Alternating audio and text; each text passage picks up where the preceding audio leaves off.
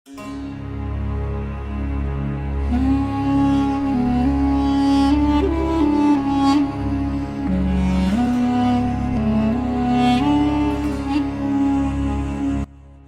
नूह के बाद नूह अलैहिस्सलाम के बेटे साम, उसके बाद इरम और फिर उनके बेटे औस से एक नस्ल आगे बढ़ी जिसे कौम आद कहते हैं। कौम आद एक सरकश कौम थी और उसकी तबाही का जिक्र कुरान पाक में भी मौजूद है। कौम आद के लोगों को अल्लाह ताला ने बहुत ज़्यादा ताकत अता की थी। हर शख्स का कद तकरीबन 12 गज़ होता था। उनकी उम्रें भी बहुत ज़्यादा हुआ करती थी और ना ही वो लोग बीमार होते थे। उस कौम की ताकत का अंदाज़ा आप इस बात से लगा सकते हैं कि वो अपने रहने के लिए पत्थरों को तराश कर उनमें अपने घर बनाया करते थे। बड़े बड़े पत्थरों को आसानी से उठाकर एक जगह से दूसरी जगह फेंक देते थे। कौम आद के लोग इरम नामी बस्ती में रहते थे। इस कौम ने बहुत जल्द पूरे यमन पर कब्ज़ा कर लिया। ताकत के नशे में वो लोग अल्लाह ताला के नाफरमान और मुशरिक हो गए और उन्होंने बुतों की पूजा शुरू कर दी। अल्लाह ताला ने हज़रत हूद अलैहिस्सलाम को उनकी रहनुमाई के लिए नबी बनाकर भेजा ताकि वो उन्हें एक अल्लाह जो हर चीज़ पर कुदरत रखता है उसकी इबादत की दावत दें और उन्हें आखिरत के अजाब से डराएं। लेकिन ताकत के नशे में उन्होंने हज़रत हूद अलैहिस्सलाम की एक ना सुनी और उनका मजाक उड़ाने लगे। जब वो लोग हद से तजावुज़ कर गए तो अल्लाह ताला ने तेज़ तूफ़ान के ज़रिए उन सब को हलाक कर दिया। कौम आद में 2 बादशाह ऐसे थे जिनके जाहो जलाल से पूरी दुनिया के बादशाह डरते थे। दोनों आपस में भाई थे। बड़े का नाम शदीद और छोटे का नाम शदाद था। शदीद की वफ़ात के बाद शदाद को तख्त का वारिस बना दिया गया। शदाद एक बहुत ही चालाक और ताकतवर बादशाह साबित हुआ। शदाद ने आते साथ ही इर्द गिर्द के इलाकों पर कब्ज़ा करना शुरू कर दिया और मालो दौलत और हीरे जवाहरात जमा करना शुरू कर दिए। शदाद ने अपनी ताकत और जहानत के बलबूते पर कई बादशाहों को अपना मातहत कर लिया। इस तरह शदाद की ताकत में और भी इजाफा हो गया। अब किसी भी बादशाह में इतनी ताकत ना थी कि वो इसका मुकाबला कर सकता। इतनी ताकत और मालो दौलत के नशे ने उसे अंधा कर दिया और इसी नशे में उसने खुदाई का दावा कर दिया। लोगों से ज़बरदस्ती अपनी इबादत करवाता। हज़रत हूद अलैहिस्सलाम ने उसे बहुत समझाया लेकिन उसने एक ना सुनी और आगे से कहता कि जो इज़्ज़त, शान व शौकत और मालो दौलत मेरे पास मौजूद है वो एक खुदा की इबादत करने से मुझे हासिल नहीं हो सकती। अगर मैं उसकी इबादत करूँगा भी तो वो मुझे इससे बढ़कर और क्या दे सकता है, क्योंकि हर कोई किसी दूसरे की इताअत सिर्फ दौलत और शान व शौकत हासिल करने की गरज से करता है। लेकिन मुझे कुछ नहीं चाहिए क्योंकि मेरे पास सब कुछ पहले से मौजूद है। उलमा इकराम ने भी उसे समझाने की कोशिश की। इस पर शदाद ने कहा कि अच्छा चलो मैं एक खुदा की इबादत कर भी लूँगा तो वो मुझे क्या देगा। सब ने कहा कि ये दुनिया की ज़िंदगी आखिरी है, सब ने एक न एक दिन मर जाना है। तेरा ये शान व शौकत, जाहो जलाल सब कुछ एक दिन ख़त्म हो जाना है। मौत के बाद अल्लाह ताला तुझे जन्नत में आला घर देगा और तू वहाँ हमेशा के लिए रहेगा। शदाद ने कहा कि जन्नत कैसी होगी। उन्होंने उसे बताया कि सोने और चांदी और जवाहरात से बने हुए घर होंगे, दूध, शराब और शहद की नहरें होंगी। जो कुछ भी उन्होंने अंबिया इकराम से सुन रखा था वो सब कुछ उन्होंने शदाद को बता दिया। इस पर शदाद ने कहा कि मुझे ऐसी जन्नत नहीं चाहिए क्योंकि ऐसी जन्नत तो मैं भी इस दुनिया में बना सकता हूँ। उसने 100 गवर्नर बुलवाए। हर गवर्नर को उसने 1000 मुलाजमों पर निगरान मुकर्रर कर दिया और अपने मातहत बादशाहों को पैगाम भिजवाया कि वो सब अपनी अपनी सोने की कानों में से सोने की ईंटें बनवा कर भेजें।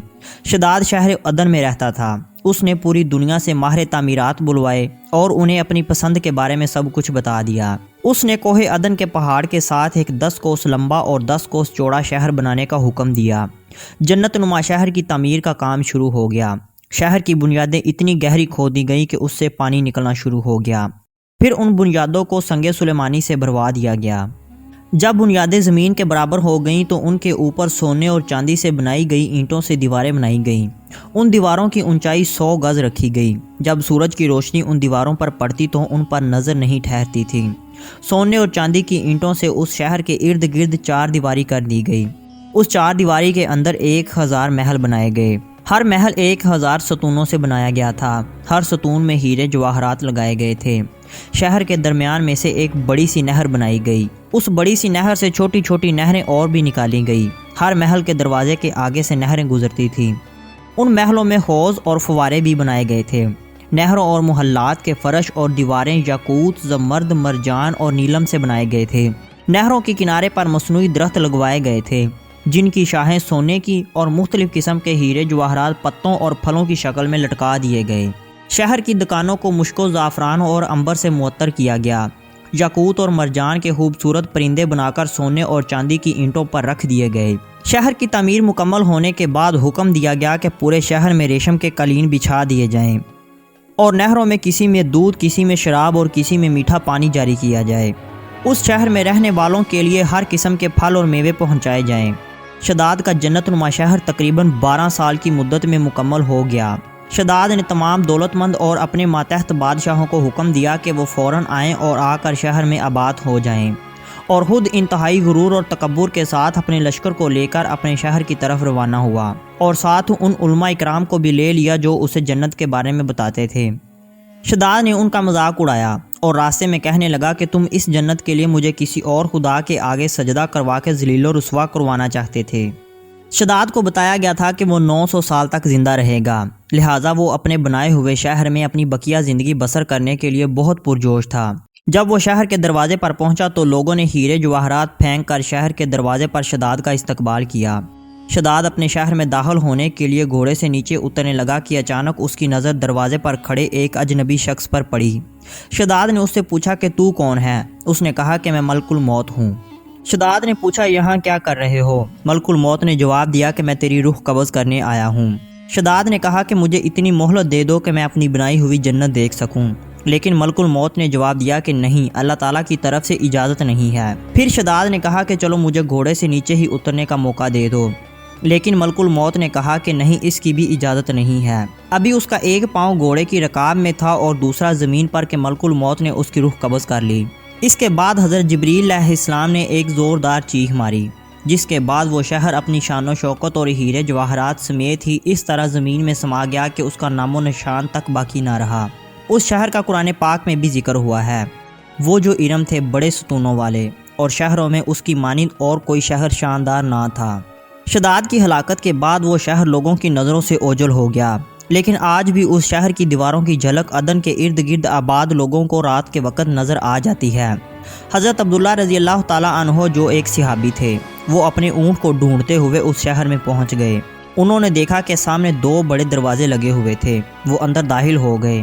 انہوں نے دیکھا تو وہ سمجھ گئے کہ یہ وہی شہر ہے جس شداد کی جنت کے بارے میں حضور صلی اللہ علیہ وآلہ وسلم نے ہمیں بتایا تھا۔ وہ سوچنے لگے کہ وہ یہ سب حقیقت میں دیکھ رہے ہیں یا پھر یہ سب خواب ہے۔ وہ شہر کے مزید اندر گئے۔ شہر بالکل ویسا ہی تھا جیسے حضور صلی اللہ علیہ وآلہ وسلم نے بتایا تھا۔ سارا شہر جنت کی طرح ہی کا تھا، لیکن وہاں کوئی بھی انسان نہیں تھا۔ حضرت عبداللہ رضی اللہ تعالیٰ عنہ وہاں سے واپس آ گئے اور دمشق آ کر سارا واقعہ حضرت امیر معاویہ رضی اللہ تعالیٰ عنہ کو سنایا۔ حضرت امیر معاویہ نے تمام علماء اکرام سے پتہ لگایا تو پتہ چلا کہ آپ صلی اللہ علیہ وآلہ وسلم نے فرمایا تھا کہ میری امت کا صرف ایک شخص ہی اس شہر کو دیکھ سکے گا، اور وہ اپنے اونٹ کو ڈھونڈتا ہوا وہاں تک جائے گا۔ اس کا قد چھوٹا اور چہرہ سرخ ہوگا۔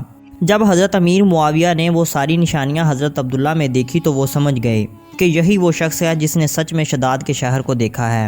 یہ واقعہ آج دنیا میں موجود ہر اس شخص کے لیے ہے جو طاقت اور پیسے کے نشے میں ہر انسان کو کم تر سمجھتا ہے۔ آج ہر بندہ پیسے اور طاقت کے نشے میں خود کو فرعون سمجھ بیٹھا ہے۔ دوستو، اگر ویڈیو اچھی لگے تو ویڈیو کو لائک کر کے چینل کو سبسکرائب ضرور کیجیے گا۔